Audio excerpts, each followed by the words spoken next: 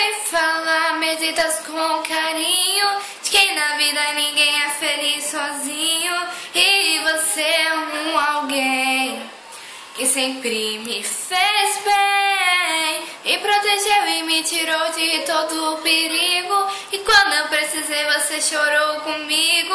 Valeu por você resistir, é tão bom te ter aqui. Eu rezo e peço pra Deus cuidar, a sua vida abençoar, vou correr com você até o fim. Assim, eu sei que pra você também sou alguém que te faz tão bem, mas que amigo e irmão eu.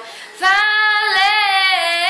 rezo e peço pra Deus cuidar, cuidar, a sua vida abençoar, abençoar, vou correr com você até o fim. Assim, eu sei que pra você também sou alguém que te faz tão bem, mas que amigo e irmão eu. Valeu!